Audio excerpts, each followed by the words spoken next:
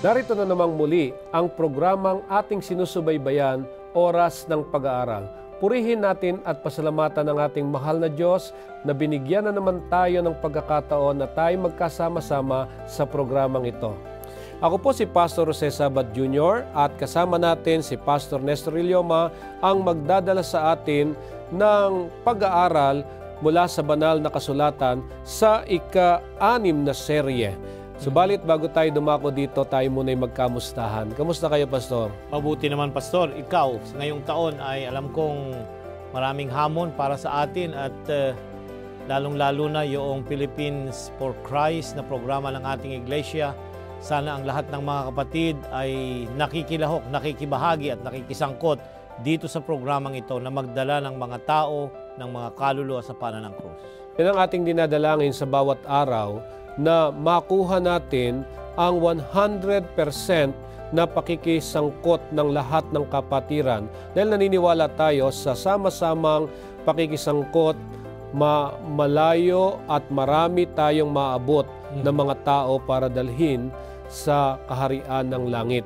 So kaya nga ang panawagan nating palagi, walang iba kung hindi ang sama-sama natin pong paggawa sa gawain ng ating mahal na Panginoon. Lalo tigit ngayong Philippines for Christ 2018. At ang London nito, Pastor, ay sa July ang pasimula ng mga pagtitipon simultaneously sa iba't ibang mga lugar ay sa July 13 to 28. So tandaan niyo po yung mga petsang yaan na maaari kayong tumungo sa mga churches ninyo o saan man pagpupulong na may kinalaman sa Philippines for Christ 2018.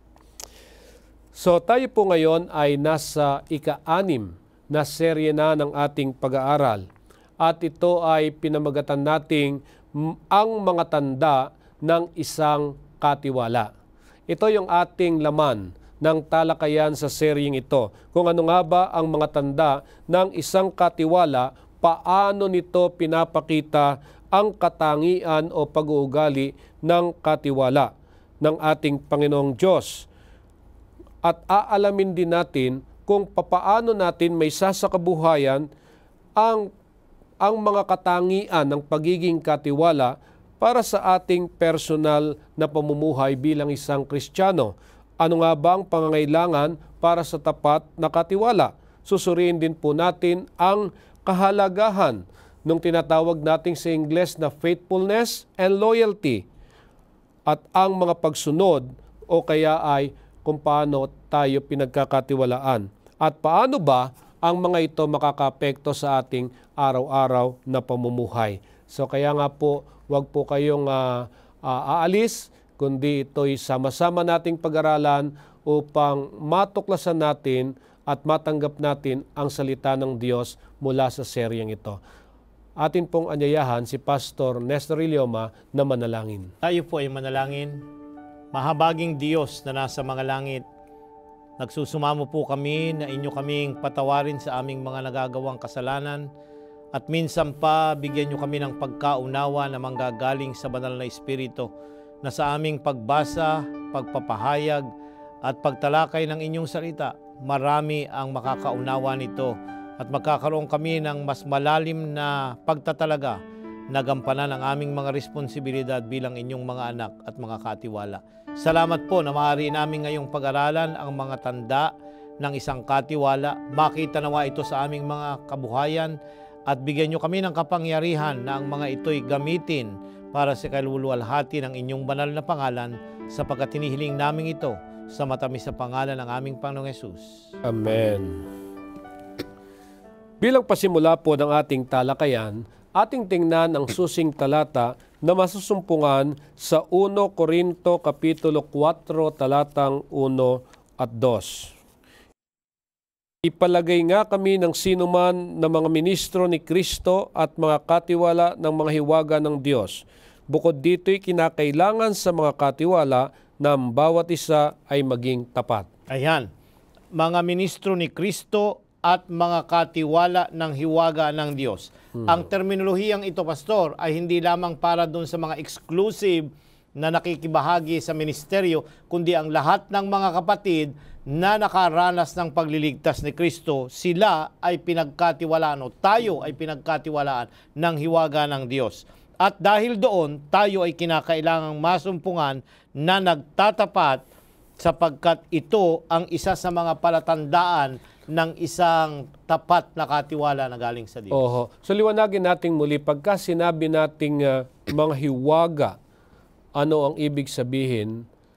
Ayan, mga hiwaga. Pastor, ito yung mula pa sa pasimula na ipinahayag na ng Diyos sa kanyang mga propeta yung daan ng pagiging matuwid at babalik ang tao sa tamang ugnayan. Alam niyo no, ang tao ay mapahiwalay, siya ay naging makasarili, naging kurap ang kanyang kaisipan. Ibabalik siya doon sa katatayuan na pwede na siyang muling pagkatiwalaan ng Diyos, hindi lamang ng mga bagay, panahon at mga ari-arian, kundi lalong-lalo na yung katotohanan ng kaligtasan na dapat maalaman ng lahat. Yun ang isa sa ating pinapasalamat sa Panginoon at pinupuri natin siya na tayo na bilang mga kaanib ng iglesia ay pinili niya para pagkatiwalaan itong mahalagang bagay na ito. Hindi ito yung basta't bagay na nakikita natin, na hahawakan natin, kundi ito yung hindi matarok ng ating isipan, pero nananampalataya tayo na ito yung katotohanan na pinagkatiwala ng Diyos sa bawat isa sa atin. Ngayon, bilang mga katiwala, paano ba tayo makikilala? Ayan, paano tayo makikilala? Gusto ko yung term sa English brand. Sa business world, Pastor, ay merong branding. Ano ba ang brand mo? Kasi mga tao ngayon, pagka pupunta sa mall o kung sa anuman, pati ang ating mga maliliit na anak, gusto nila ay may brand. Pag bumili ka lang sapatos at walang tatak, ay sasabihin nila, ayoko niyan, gusto ko ng ganito. Bakit? Doon sa pangalan na nakikilala, alam nila nakasama tayo ng mga pangbuong sanlibutan na gumagamit noong klase ng sapatos man yan, damit man yan, relo man yan, o sasakyan man yan. Sa isang Kristiyano, meron din pong branding, Pastor. At nakikilala tayo, na-identify tayo dun sa brand na yon bilang tagasunod ni Kristo. Sa sulat ni Apostol Pablo, sa 1 Corinto 6, talatang 17, Pastor, narito yung identifying brand na dapat makita sa atin bilang mga tagasunod ng ating Panginoong Hesus. 1 Corinto 6:17. Ngunit ang nakikisama sa Panginoon ay kaisang espiritu niya. Ayan, ngunit ang nakikisama sa Panginoon ay kaisang espiritu niya. Ang ibig sabihin, yung kung ano ang Panginoon, ganun din yung kanyang mga tagasunod. So very basic, Pastor. Iisa yung pamumuhay ng ating Panginoong Hesus, iisa yung pamumuhay ng kanyang mga tagasunod, at yun ang iisa-isahin at babaybayin natin kung ano yung mga identifying marks na yon na dapat ay nakikita sa Panginoon, nakikita din sa ating mga buhay bilang kanyang mga tagasunod. Yeah. Alam niyo, kapag ako'y bibili ng t-shirt, gusto kong makita yung brand na merong crocodile. Ayan. Pagka nakita mo yun, alam mo na kaagad na yun ay magandang klase. Di ba? Bagamat hindi mo pa nakikita yung pangalan, pero yun ang pagkakilanlan. Ngayon, sa ating mga Kristiyano, pagka nakita sa atin yung pagkakilanlan natin, makikilala, alam kaagad ng tao kung ano yung bumubuo sa atin. Tama yun, Pastor. Kaya basic ito na dapat ay makita natin na may mga palatandaang ibinigay ang banal na kasulatan doon sa mga characteristics o identifying marks na dapat makita sa mga anak ng Diyos na sumusunod sa Kanya bilang isang katiwala. Yeah. Kaya nga may tinatawag tayo na itong brand na to ay meron itong katangian kung bakit nagugustuhan ng isang tao.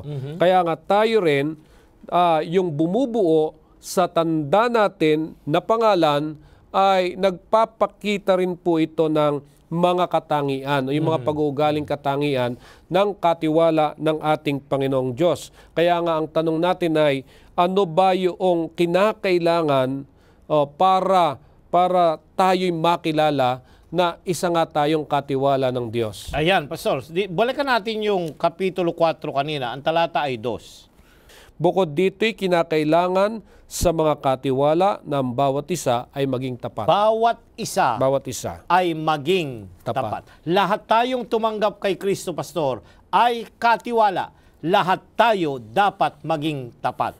Ito'y very basic na karakteristik ng isang katiwala ng ating Panginoong Hesus. Yung pagiging tapat. Alam niyo sa Tagalog, yung tapat, pastor, ay pwede mong basahin pabalik, pwede mong basahin pa-forward, bali-balik ta rin mo man yan. Tapat pa rin yan. Ang ibig sabihin, anuman ang sitwasyon, mabuti man o masama, ang taong ito magtatapat sa Panginoon sapagkat alam niya kung sino yung tumawag sa kanya at ano yung magiging karanasan niya sa kaligtasang inialok noong nagtumawag sa kanya. Yeah. So ibig sabihin, critical ito sa isang katiwala, yung pagiging tapat. Oho, kasi yung matapat na katiwala, ay matapat siya kung ano ang nais ng Diyos na gawin niya. Kasi kung siya ay lilihis doon sa panukala ng Diyos, so sa nais ng Diyos, ay, hindi na tapat yun, pastor. Wala nang, yun ay parang nagpapanggap lamang na isang tao na gusto niyang ipakita na siya ay tagasunod ng Panginoon, pero iba yung kanyang ginagawa sa kanyang pang-araw-araw na buhay. So, ating i-elaborate ito ng mainam. Kasi napapakinggan natin, pangkaraniwan tong salitang ito, maging tapat ka, kahit sa bata tinuturo na natin, subalit kung minsan ay nalilihis pa din.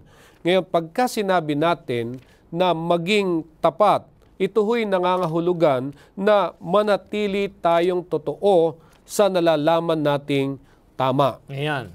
Lalo na sa kainitan ng pakikipagbakang espiritual.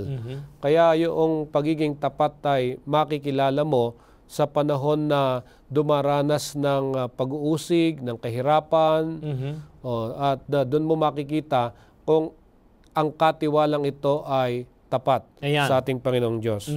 Now, pansinin natin, dito sa Kapitulo 11, itinala po sa Hebreo ni Apostol Pablo ang listahan ng mga lalaki na naging tapat na katiwala ng Diyos mula sa lumang tipan at patuloy hanggang sa ating kapanahunan. Narito, Kapitulo 11, talatang 8 hanggang 12, tapos ay 17 hanggang 19. Pansinin natin kung ano yung mas malawak na pakahulugan ni Pablo doon sa salitang tapat o nananampalataya sa ating Panginoong Hesus. 8 hanggang 12. Sabi po ng mga talata, sa pananampalataya si Abraham nang tawagin ay tumalima upang pumaroon sa isang dakong kanyang tatanggaping mana at siya yumao na di nalalaman kung saan siya paroroon. Sa pananampalataya siya ay naging manlalakbay sa lupang pangako na gaya sa hindi niya sariling lupa at tumahan sa mga tolda na kasama si Isaac at si Jacob na mga tagapagmana ng isang pangako na kasama niya. Sapagkat inaasahan niya ang bayang may mga kinasasaligan na ang nagtayo at gumawa ay ang Diyos. Sa pananampalataya si Sarah rin ay tumanggap ng lakas upang ipaglihi ang binhi nang lipas na ang kanyang gulang, palibhasa inari niyang tapat ang nangako. Kaya naman sumibol sa isa sa kanya na tila patay na ang kasing dami ng mga bituin sa langit sa karamihan at di mabilang na gaya ng mga buhanging nasa tabi ng dagat. 17 hanggang 19. Sa pananampalataya nang subukin si Abraham ay nihandog si Isaac. Oo, siyang tumanggap na may galak ng mga pangako ay siyang nagandog sa kanyang bugtong na anak. Sa makatwid bagay yaong pinagsabihan, kay Isaac ay tatawagin ang iyong binhi, na inisip na maging sa gitna ng mga patay ay maaaring buhayin siyang maguli ng Diyos. Mula dyan din naman ay muli siyang tinanggap sa isang halimbawa. Ang Kapitulo 11, Pastor, ay listahan ng mga tapat na mga lalaki o yung mga bayani ng pananampalataya. So yung pagiging tapat, Pastor, ay yung unang-una, kagaya kay Abraham, mapapansin natin na tinawag siya, hindi alam kung saan siya pupunta, pero sumunod siya na walang pagtatanong. Ayan. So ang isang taong tapat ay yung tinatanggap ang salita ng Diyos na ito'y totoo at kinakang panaligan, gagampanan mo, bagamat hindi mo tiyak kung ano ang iyong mga gagawin, pero susunod ka dahil ito ay salita noong tumawag sa iyo. Yan. So sa makatwid ay pagka sinabi nating na tapat, kinakailangan na mayroon siyang pagtitiwala. Dahil kung hindi rin siya magtitiwala doon sa tatawag sa kanya, palagay ko nagiging napakahirap na isakripisyo niya yung para sa kanyang sarili. Pastor, pansinin mo, yung doon sa talatang binasa natin kanina ay tapat yung tumawag sa kanya. So, dahil kaya tayo magtatapat dahil yung tumawag sa atin ay tapat din sa kanyang mga ipinangako na hindi niya tayo iwan ni pababayaan man. Bagamat dumarating ang mga kahirapan at mga pagsubok, nariyan ang Diyos, hindi niya tayo pababayaan. Kaya nga, pagka ang mga pagsubok ay dumating sa atin, huwag tayong manlupaypay sapagkat naroon yung pangako ng Diyos na sasamahan tayong palagi. Tutulungan niya tayo na maging mananagumpay. Kasama natin ang Diyos na nagtatagumpay.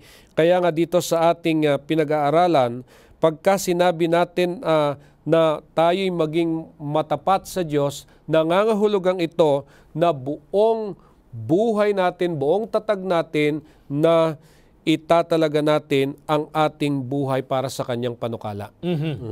Isa pa sa pananaw ni Juan, Pastor, pansinin natin, ang huling lalaking alagad ng Diyos na namatay, na sumulat ng huling aklat ng banal na kasulatan, paano niya ipinahayag yung pagtatapat na nais ng Diyos na makita sa atin? Dito sa Apokalipsis o Pahayag, Kapitulo 2, Gs.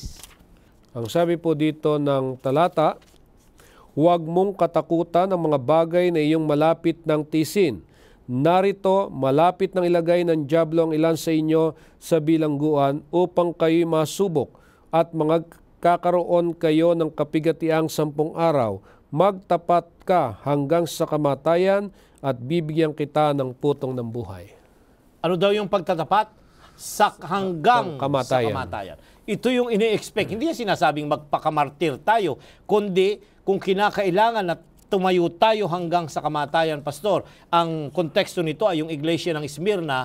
Ito yung iglesia na pinag-uusig ng mga kapanahon ng iyon. Pero ang mga kapatid, kahit na sinusunog, pinakakain sa leon at pinupugutan ng ulo, nagtapat sila dahil alam nila na may mas malaking gantimpala at ibabalik yung buhay. Bubuhayin silang muli noong tumawag sa kanila. Ito yung pananalig at pagtitiwala na yung sinasabi kanina. So ibig po palang sabihin, hindi ito yung para makilala ka na ikaw ay tapat, kinakailangan na ikaw ay subukin sa kamatayan.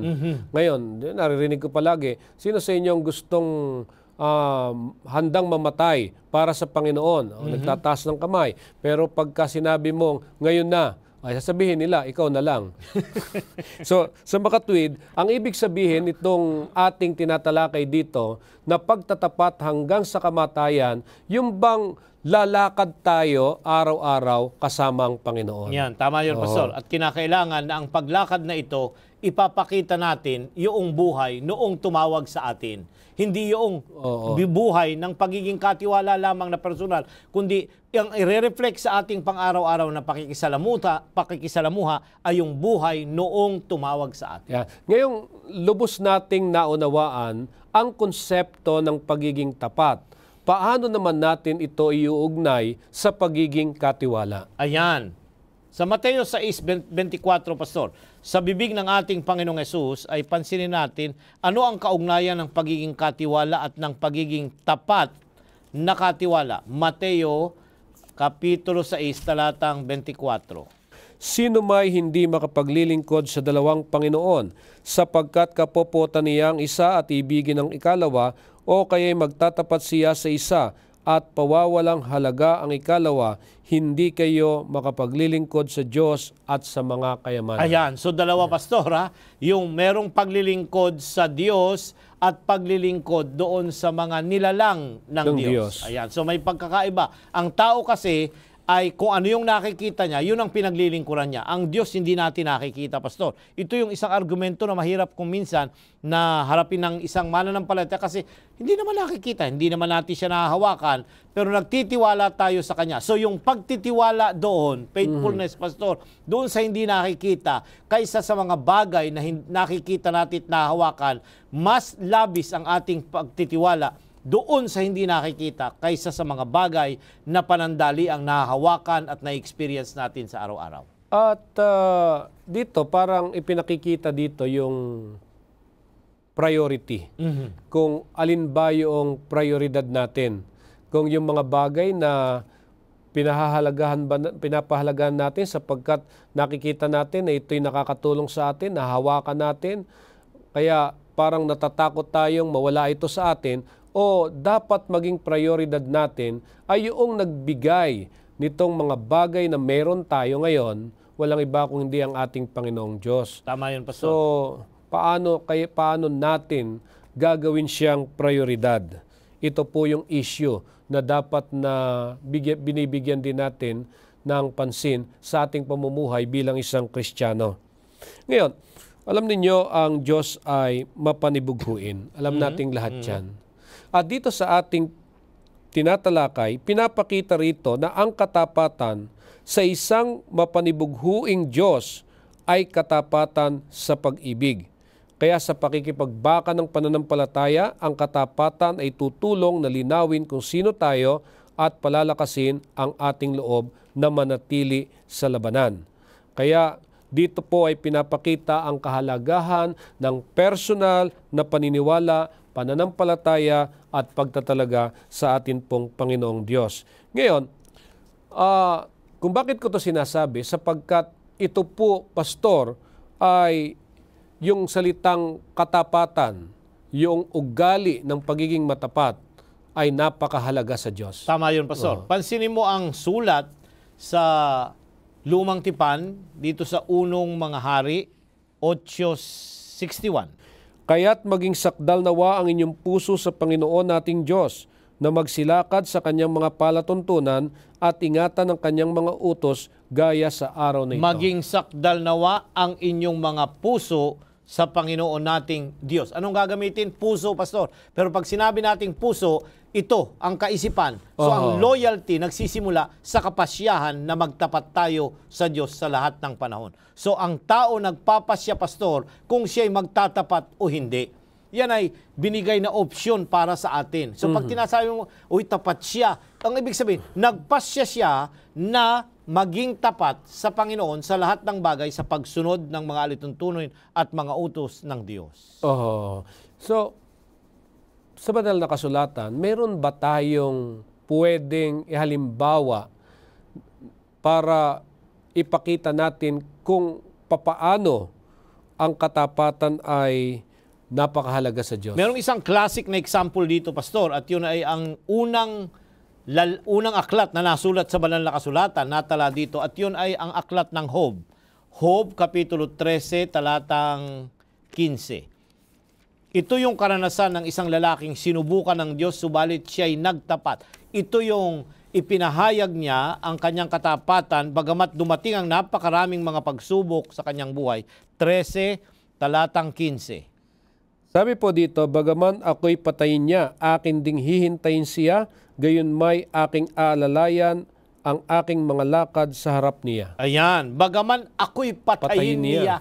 Narito, Pastor, kahit na ako'y pinarusahan na, binagyan ng sakit, nawala ang kanyang mga ari-arian, nagkaroon siya ng asawang nager, pero ano ang nangyari? Pastor, ang sabi niya, patayin man niya ako, ako'y magtatapat. Ito yung katapatan ng isang lalaki na nakilala niya na ang Diyos na sumubok sa kanya, hindi mananatili itong mga nangyayari, panandalian lang yung kanyang paghihirap dahil may panukala ang Diyos na mabuti pagkatapos ng mga ganitong karanasan. Yan, ito ay naglalarawan ng pagiging isang tapat na katiwala sa kanilang pinakamahusay na pamamaraan ng pamumuhay. Kaya nga, hindi kaya dahil sa ang Diyos ay lagi niyang kasama sa kanyang buhay, kung bakit niya nagagawang pangasiwaan yung mga bagay na nais ng Diyos. Tama yun, Pastor. Dahil kagaya nga ng sabi mo kanina, ang relationship ng may-ari at ng katiwala ay yung pagtitiwala. Yan. So yung naniniwala siya na yung may-ari, ang ating dakilang Diyos, ay ano? Gagampanan niya rin ang kanyang tungkulin na hindi niya tayo pababayaan, iingatan niya tayo pag tayo'y naging tapat. Dumarating ang mga pagsubok, subalit hindi ito maaaring igapi ang isang tao na mayroong tamang ugnayan at relasyon sa Diyos na lumalang sa kanya at naging tumawag sa kanya bilang Kaya katiwala. pinag-aaralan natin yung mga katangiang ito na siyang nagiging tanda ng isang tapat na katiwala. Ngayon, yung una, nabibigyan natin ng madiin na pansin yung pagiging matapat. Mayroon ding mga katangian na kaakibat itong pagiging matapat. Walang iba kung hindi yung sinasabi nating mayroon siyang pagmamahal at mayroon siyang pagtatalaga.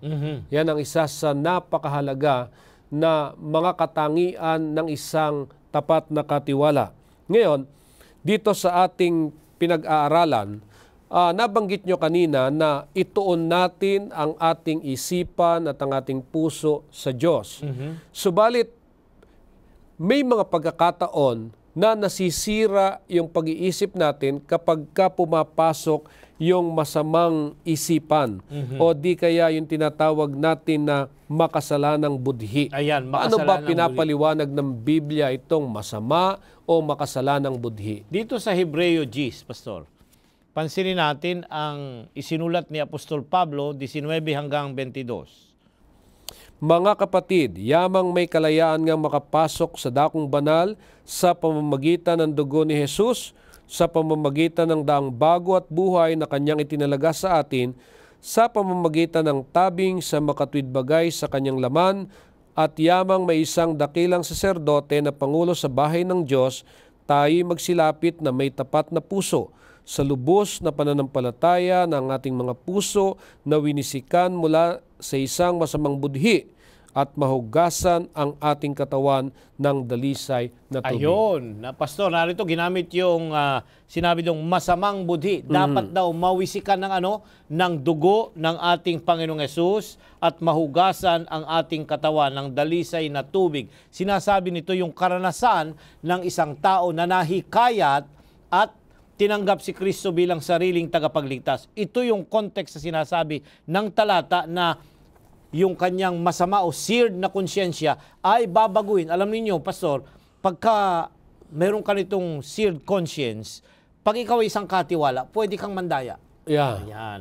Pwede kang hindi maging tapat. Bakit? Ay ibabalik mo lang yung gusto mong ibalik. Ayan. Magtatapat ka kung gusto mong magtapat. Pero hindi pagka ikaw ay binagol at nahugasan na wala na yung masamang konsyensya. Ano ba yung konsyensya? Yung nagsasalitang banal na espiritu sa iyong puso na nagsasabing, ito ang tama, sundin mo ito. Ito yung nagbabader sa atin. Ito yung nanggugulo sa atin na kung mali tayo ay mali. Hindi tayo mapakali. Ito yung dapat napakinggan natin para hindi tayo magkamali sa ating mga pagpapasya. Alam niyo, maraming mahalagang bagay ang siyang nakamta natin. Yung kalusugan, yung pag-ibig, mga kaibigan, o kaya yung isang dakilang pamilya. Lahat ng mga ito ay pagpapala sa atin ng Diyos. Subalit, marahil ang pinakamahalaga ay walang iba kundi ang isang malinis na budhi. So kaya nga, elaborate natin itong sinasabi nating masamang budhi. Ano ba itong masamang budhi na ito? Papaano ba ito nakikita sa ating bilang mga Kristiyano? Ayan, Pastor, pansinin natin dito sa tulat ni Apostol Pablo sa 1 Timoteo 4:2. Ituloy natin, Pastor. Ngunit hayag na sinasabi ng Espiritu na sa mga huling panahon ang iba'y magsisitalikod sa pananampalataya at mga kikinig sa mga espiritong mapanghikayat at sa mga aral ng mga demonyo, sa pamamagitan ng pagpapaimbabaw ng mga tao na nagsisipagsalita ng mga kasinungalingan na hinirohan ang kanilang mga sariling budhi ng waring bakal na nagbabago. Paano mo malalaman, Pastor? Yung mga mapagpaimbabaw, mga masinungaling, ito yung mga nagpapahayag na parang tila'y tagasunod nga ni Kristo, subalit sila na may sinungaling at nagbibigay ng paimbabaw na pagpapakita sa mga tao. Ayan, nagbibigay ng offering pero hindi naman tunay. Ay pansinin natin, Pastor, na hindi yung tapat na katiwala. Ito yung mga palatandaan ng isang seared conscience, isang konsyensya na masama at ito ay hindi tunay na konsyensya ng isang tapat na mananampalatayang katiwala. Pero ba tayong paraan para makilala natin kung isang tao ay may masamang budhi?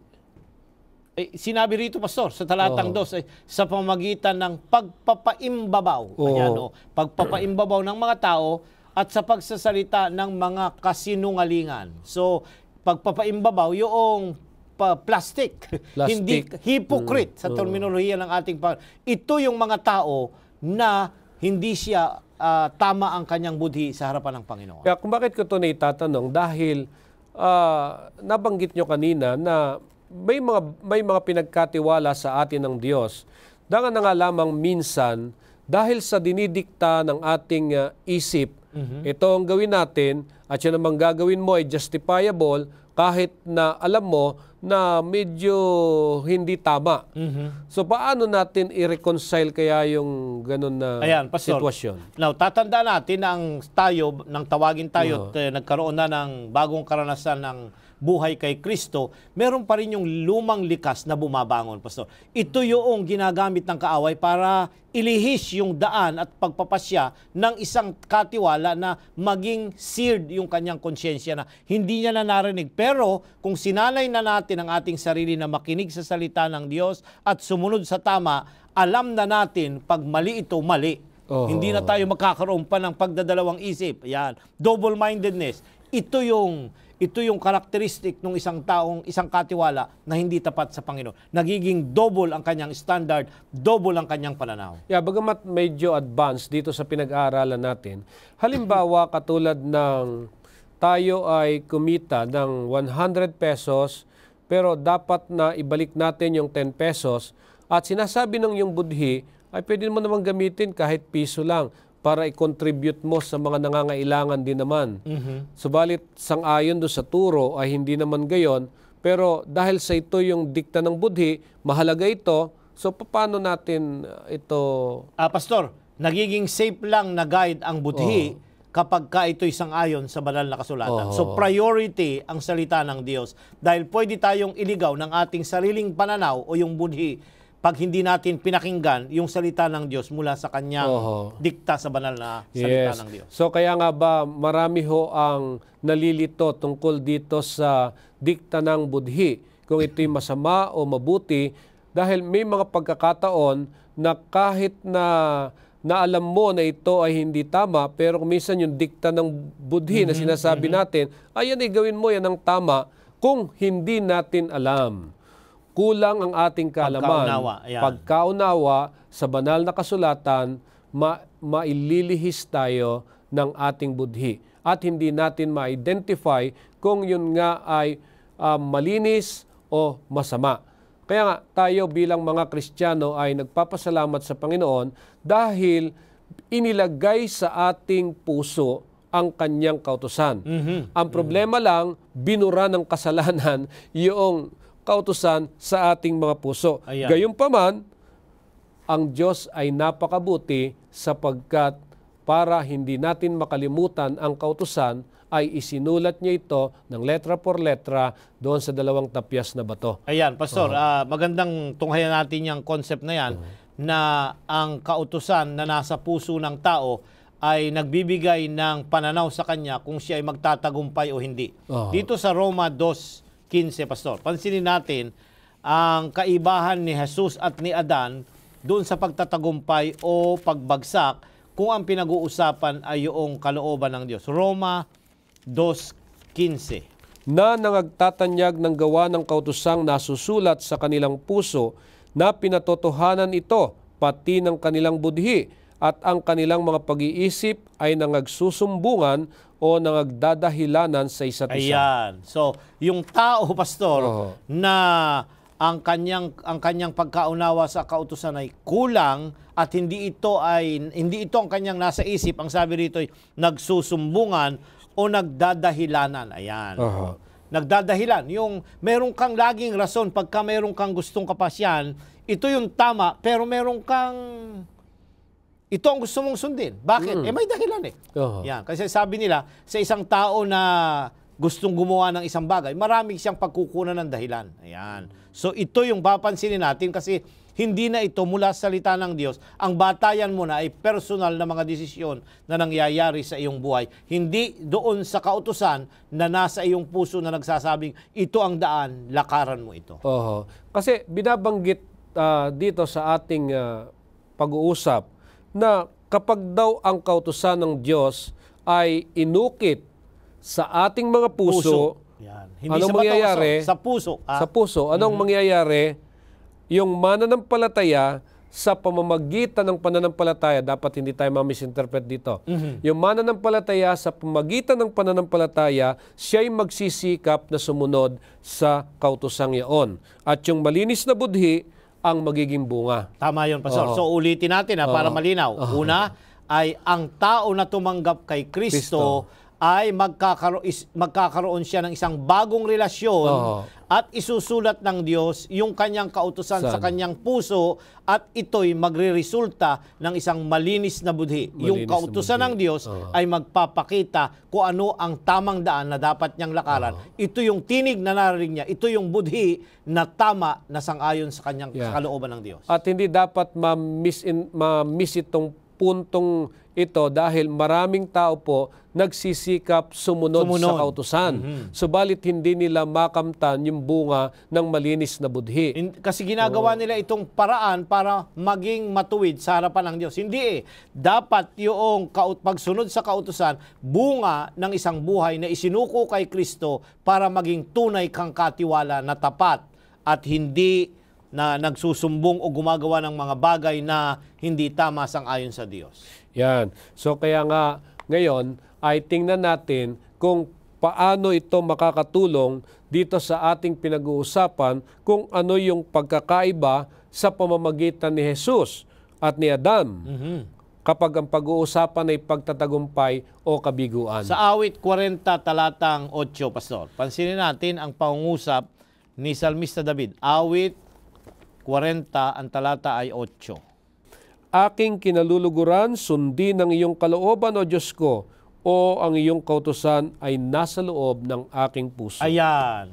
Ang iyong kautusan ay nasa loob ng aking puso. Pag sinabing puso, ay yung sentro ng kanyang pagkatao, lalong-lalo na yung kanyang kaisipan.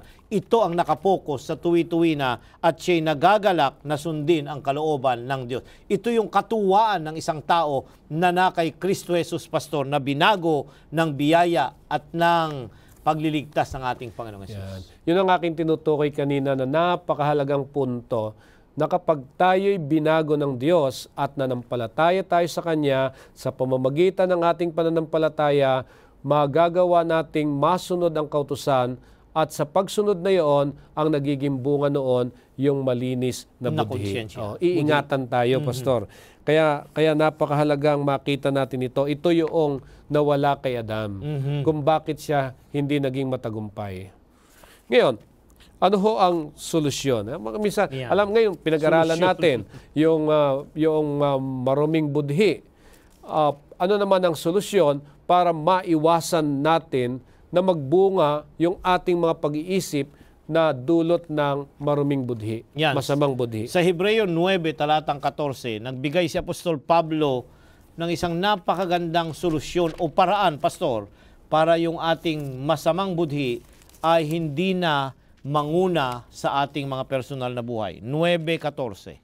Sabi po dito, gaano pa kaya ang dugo ni Kristo na sa pamagitan ng Espiritu na walang hanggan ay inihandog ang kanyang sarili na walang dungis sa Diyos ay maglilinis ng inyong budhi sa mga gawang patay upang magsilingkod sa Diyos na buhay. Ayan. Paano daw yung ating maruming mga budhi lilinisin noong dugo ni Kristo na inihandog sa ating mga sarili ng wangis ng Diyos. Papansinin natin, Pastor, nag-aalok ang Diyos na linisin ang ating mga budhi. So tuwing ang isang tao, isang katiwala, nagkakaroon siya ng maling kaisipan sa pagiging katiwala, dumulog siya sa Diyos, ipalinis ito sa dugo ng kapangyarihan ng ating Panginoon, babaguhin tayo at yung masamang kaisipan na dulot ng isang masamang budhi, tatanggalin ito at papalitan ng malinaw na pagtatapat sa Panginoon. Kaya kapag ang kautusan ay nasa ating puso, gagabayan tayo nito kung ang sinasabi ng budhi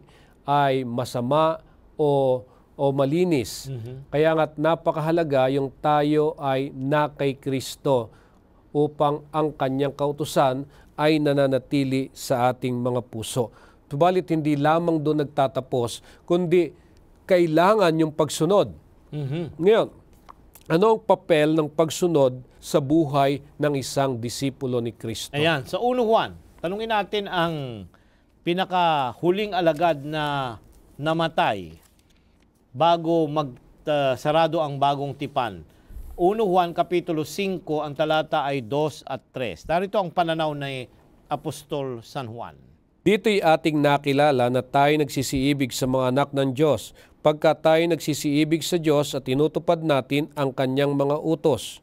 Sapagkat ito ang pag-ibig sa Diyos na ating tuparin ang kanyang mga utos at ang kanyang mga utos ay hindi mabibigat. Ayan, napakalinaw, Pastor, dito yung pagsunod sa mga utos ng Diyos sapagkat hindi mabigat ang kanyang mga utos. Ito ay sinasabi niya sa mga tao na tumanggap kay Kristo bilang kanilang sariling tagapagligtas. Hindi na mabigat ang pagsunod, Pastor, kasi ito na yung tugon natin na siya na unang umibig sa atin. Ayan. So, if you love me, kung ako'y inyong iniibig, ay tutuparin niyo ang aking mga utos. Lahat ng mga mabubuting aral, hindi lang yung mga bawal sa banal na kasulatan, kundi lahat ng tamang aral na dapat nating isakabuhayan, magiging kabahagi ng ating buhay, sapagkat ito ang kagalakan ng isang taong tinubos ni Kristo sa kanyang mga buhay. Yan. So atin na pong naiisa-isa ang mga tanda ng tinatawag po natin na mga ng pagiging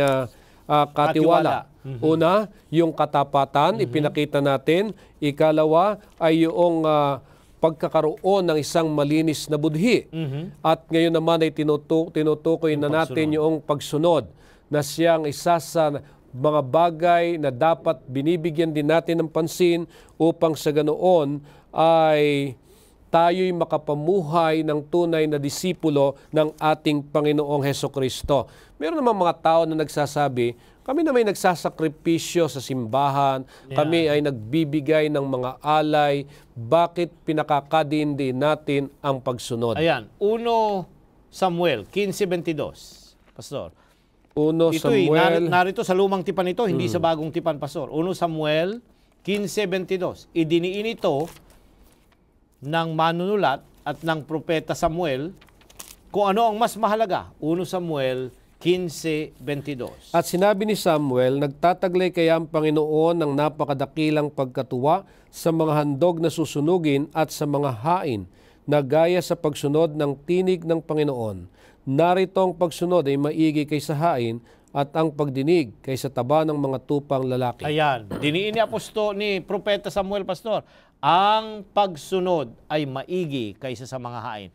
Maganda yung mag-sacrifice, yung mag-offering. Pero, papansinin natin, mas pinaprioridad ng Diyos yung puso na may pagsunod sa kanyang mga kautusan at mga alituntunin at mga aral sa Biblia kaysa dun sa ating mga sakripisyo at mga offering na ipinagkakaloob. Itinatanong ko sa aking pag-aaral, bakit sinabi ni Samuel na ang pagsunod ay mas mainam kaysa sa mga sakripisyo? Napansin natin ng pastor na ang kausap niya rito, ang tagpo rito ay si Saul, na hindi siya sumasangguni na sa ibang mga espiritu para malaman ang kalooban ng Diyos. Hindi na sa propeta at hindi na sa salita ng Diyos, kundi sa ibang mga espiritu. Ano ang ginawa niya? Nagpatawag, magsasakripisyo at magpapatay ng mga hayop. Dumating ang propeta Samuel at sinabihan siya na ikaw ay sumasangguni na sa ibang mga espiritu na hindi galing sa Diyos. Mas mabuti na ikaw ay sumunod sa kanyang kalagustuhan kaysa sa ikaw ay magsakripisyo nga pero hindi ka nakikinig sa kanyang banal na kalooban. At sa isang banda, kapag tinunghayan natin o binaybay natin, ano ba ang ibig sabihin ng sakripisyo? Ito ay nagpasimula lamang sa panahon ng tao ay nagkasala. Kinailangan niyang magsakripisyo. Subalit, yung bago pa magkasala, inilagay na ng Diyos doon yung kanyang utos para sundin nitong si Adan. Kung ang tao ay hindi sumuway doon sa sinabi niya wala na sanang kakain sakripisyo. Doon, wala sanang sakripisyo, Pastor. Maliwanag ito eh. Kaya basic from the very start, yung pagiging katiwala, kasi katiwala ito, na wag mong pakikialaman yung hindi sa iyo, yung ipinagbabawal, sumunod ka para ikaw ay maging tapat na katiwala. Amen. So napakaganda ng puntong iyon na idiniin ni Pastor Ilyoma na kapag nais natin na maging tapat na katiwala, sumunod tayo doon sa pinag-uutos ng Diyos, doon sa kanyang kalooban.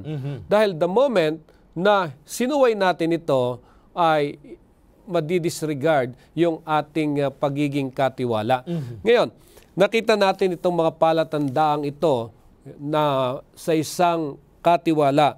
At isa pa sa sinasabi na ang katiwala, natural lang, dapat mapagkakatiwalaan. Ayan, mapagkakatiwalaan. Lucas Kapitulo 16, Pastor. Tungayin natin ang binanggit ng ating Panginoon Jesus. Lucas 16, 10 hanggang 12. Ang mapagtapat sa kakaunti ay mapagtapat din naman sa marami, at ang di matuwid sa kakaunti ay di rin naman matuwid sa marami. Kung kayo nga'y di naging mapagtapat sa masamang kayamanan, sino nga ang magkakatiwala sa inyo ng mga tunay na kayamanan? At kung di kayo naging mapagtapat sa kayamanan ng iba, sino ang sa inyo'y magbibigay ng sa inyong sarili? So yung pagtatapat, yung trustworthy, mapagkakatiwalaan ba tayo? Ayan. So saan? Sa maliliit na bagay nagsisimula, Pastor, hindi sa malalaking bagay. Kung tayo ay hindi tapat sa maliit na bagay, how much more nabibigyan tayo ng Panginoon ng mas malaking pamamahalaan kung tayo hindi tapat sa maliliit na bagay? Kagaya ng yung oras. Lagi kang late sa gawain. Paano ka ipopromote?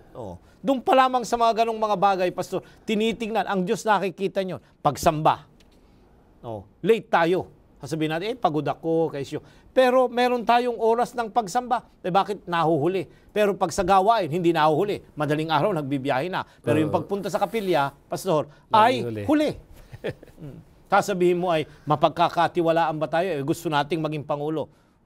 Hindi Hindi ka pagkakatiwalaan kung hindi ka tapat sa mga maliliit na bagay na ipinararanas ng Diyos sa ating pang-araw-araw na buhay. Kaya nga yung aking mga counterparts ay aking china-challenge palagi, pagka kay Sabbath School Director, laging dapat nauna ka.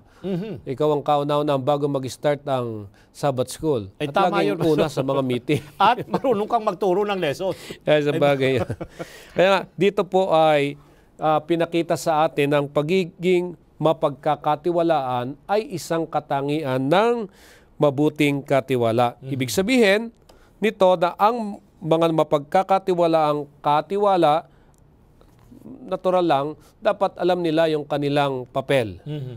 At isa pa, naunawaan nila na ang Diyos ay mapagkakatiwalaan. Very basic, na dapat na tayo na mga katiwala ng Diyos, kung nais natin na tayo'y mapagkakatiwalaan, kilalanin natin ng Diyos na siya ang dakilang Diyos na pinagkakatiwalaan natin. Kaya kapag may tiwala tayo sa Kanya, ay susuko natin ang ating sarili sa Kanya. Ayan. Lagi nating tatanungin, Pastor, kasi pwedeng panlabas ay pwedeng makita ng mga taong parang katiwa-tiwala tayo. Pero tayo mismo, alam natin sa ating mga puso, tayo ba talaga ay napagkakatiwalaan o hindi? Mahirap kasi, Pastor, lalo na kung hindi mo alam ang mga prinsipyo ng kalangitan. Yung mga turo sa Biblia ay hindi malalim ang pagkakatanim sa iyong puso. Pag dumating ang panahon ng persecution, panahon ng mga pagsubok, madali kang maaakay nito sa pagsuway. Ngayon, isa sa nakita nating kahanga-hanga sa banal na kasulatan, walang iba kundi si Daniel. Kapag pinag-usapan natin itong pagiging mapagkakatiwalaan. Ayan. Bumalik tayo sa lumang tipan, Pastor. Doon sa tala ni Propeta Daniel, Kapitulo 6. Pansinin natin, ito yung isang tagpo na sinubukan ang Propeta Daniel nang siya naroon sa kaharian ng mga, sasabihin nating mga hindi niya kababayan. Kapitulo 6, 22 at 23, Pastor. Ang Diyos ko'y nagsugo ng kanyang anghel at itinikom ang mga bibig ng mga leon at hindi nila ako sinaktan. Palibhasay sa harap niya ay nasumpungan akong walang sala at gayon din sa harap mo, O Hari, wala akong ginawang kasamaan. Nang magkagayon na tuwang mainam ang hari at ipinag-utos na kanilang isampa si Daniel mula sa yungib. Sa gayo isinampa si Daniel mula sa yungib at walang anumang sugat nasumpungan sa kanya sapagkat siya'y tumiwala sa kanyang Diyos. Sapagkat siya'y tumiwala sa kanyang Diyos. Ano yung puntong dinidiin mo kanina, Pastor, na una, may tiwala tayo doon sa nagkatiwala din sa atin. So vice versa nagtitiwala tayo sa Kanya na Siya naman pwede niya tayong pagkatiwalaan kagaya ni Daniel. O pwede naman niyang ipagpalit na huwag ka munang manalangin o secret lang ang prayer mo. Pwede naman niyang gawin yun. Pero naging customary niya yung manalangin araw-araw, 3 times a day, nakita ng mga kaaway, ay after 30 days ay pwede ka na. Pero hindi Alam niyo kung minsan nahihiya tayo o kaya ay natatakot tayo. Ito yung mga nilalagay ng kaaway na pagsubok kung tayo'y mapagkakatiwalaan o hindi. Totoo po yan, Pastor. Kapag tayo'y nagtiwala sa Diyos, dumaan man sa atin o humarap man tayo sa mga pagsubok sa ating buhay, hindi tayo iiwanan ng Diyos. At marami tayo marahil masasabing mga karanasan. Itong karanasan ni Daniel ay nakita natin na isang matibay na magagamit nating ebidensya para sa isang tao na may pagtitiwala sa Diyos. Dahil sa kanyang tiwala sa Diyos, nung siya inilagay sa yungib ng mga leon, alam ba ninyo na ang Diyos mismo ang naging kasama niya doon? Tama yun. Hindi siya inalis Kaya hindi siya natakot sapagkat alam niya na mas mataas yung kanyang sinusunod. Yan, kung minsan kasi may tayo dito, yung level ng humans, tinitingnan natin madali tayong mag-giveaway pag mga tao na. Yung may salita, may nasasabi, aagos tayo doon sa majority. Ito yung isang bagay. Pero ang Diyos, gusto niyang tumayo tayo kahit na tayo'y nasa majority sapagkat kung ang Diyos ang kasama natin, we are always on the majority. Tayo, at isa pang bagay kapag ang Diyos ang kasama natin, tayo magtatagumpay. So kaya nga mga ginigiliw namin mga kaibigan, nakita natin dito ang isang napakagandang karanasan nitong si Daniel na mayroong katangian ng pagiging katiwala ng Diyos na siya'y mapagkakatiwalaan. Kung bakit meron siya nito ay dahil siya'y merong Diyos na mapagkakatiwalaan. So kaya kapag nagtiwala tayo sa Diyos, anumang pagsubok ang ating kaharapin, sasamahan tayo ng Diyos at gagawin niya tayong matagumpay. So Pastor, alam niyo napakaganda nitong talakayang ito. Kaya dangan na nga lamang ay kulang na naman ang ating panahon. Ano ang inyong may babahagi sa maikling panahon para sa ating mga taga-subaybay? Nais kong idiin lamang ang isang bagay, Pastor, sa ating tinalakay. Bilang isang katiwala, pinagmamasdan tayo ng sanlibutan, Pastor. Dapat makita yung mga tanda na ating binanggit, yung pagiging tapat, masunurin, at mapagkakatiwalaan sapagkat kung hindi, kahit sabihin ng ilang beses ng ating bibig na hindi nakikita sa ating kabuhayan, baliwala ang patotoo sapagkat ang buhay na binago ni Kristo dapat ipakita na tapat siyang katiwala sa lahat ng panahon, sa lahat ng bagay. Amen. Mga ginigiliw, katulad ng target, nagbibigay ng mithiin sa archer. Ganoon din ang ating sinasanay, nagbibigay din po ito ng mithiin para sa mga humahanap ng daan sa pagiging tapat na katiwala. Ang mga tanda ng tunay na katiwala, kapag ito ay kinasama natin sa ating buhay, nakikita sa ating buhay, ito po ay magiging batayan na tayo nga ay isang mabuti at tapat na katiwala. At magtatamo tayo ng pagtatagumpay, magkakaroon ng kahulugan ng ating buhay at doon natin madadama ang tunay na mayroong pagmamay-ari ng ating buhay at lahat ng ating tinatangkilik na meron tayo sa ngayon. Maraming salamat at sinamahan nyo kami sa pag-aaral na ito na sana po yung ating mga leksyon na natutunan, pagbulay-bulayan natin. At ito ay gawin natin habang sinasaksihan natin ang napakagandang awit ng papuri sa Panginoon.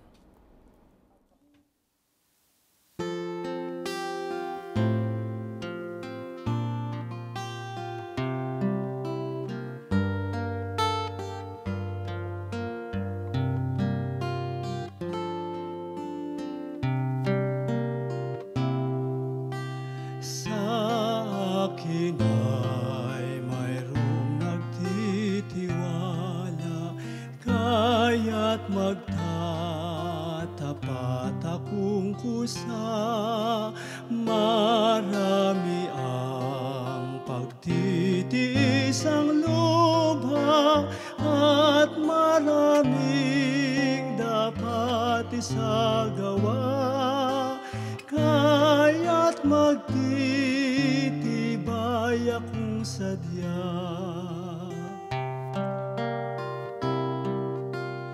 Lahat aking magiging kaibigan at ako'y magiging mapagbigay. Yamang ako ay mayroong kahinaan, magpapakumbaba akong tunay, at sa langit ako ay tatanaw.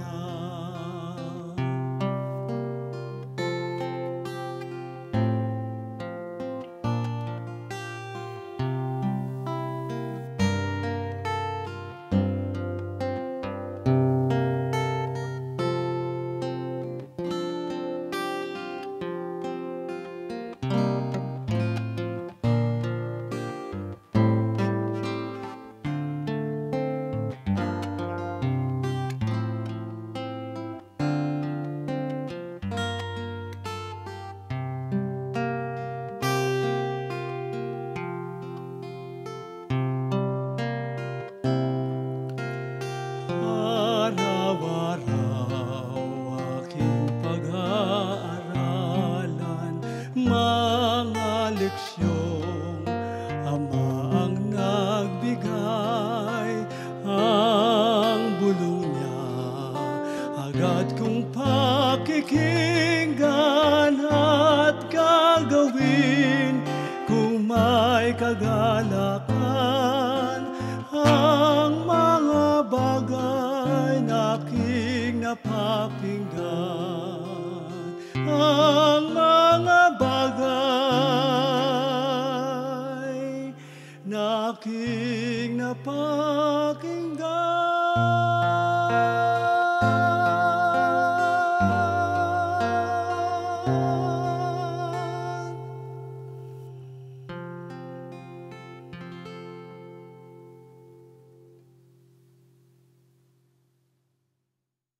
Maraming salamat sa ating kapatid na siyang nagbigay ng napakagandang mensahe ng awit na kaakibat ng ating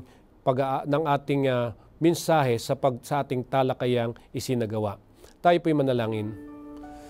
Dakila po naming Diyos, nagagalak kaming pasalamatan kayo. Ipinakita niyo sa amin ang mga tanda na dapat na makita sa aming pamumuhay habang hinihintay namin ang nalalapit na pagparito ng Panginoong Hesus. Nawa sana, Panginoon, masumpungan sa amin ang lahat ng ito. At ito ay maging batayan namin kung papaano kami humaharap sa inyo at nagbabahagi ng inyong pabalita sa iba't ibang mga tao. Patuloy niyo naman pagpalain ang kabuhayan ng lahat ng sumusubaybay sa programang ito. Matutunan nilang palagi ang pakikisama ng Panginoon na sila'y lumakad sa araw-araw na kasama siya. At igawad ninyo ang basbas mula sa langit. Tanggapin niyo po ang aming pagtatalaga. Ito po ang aming hiling sa pangalan ni Jesus. Amen.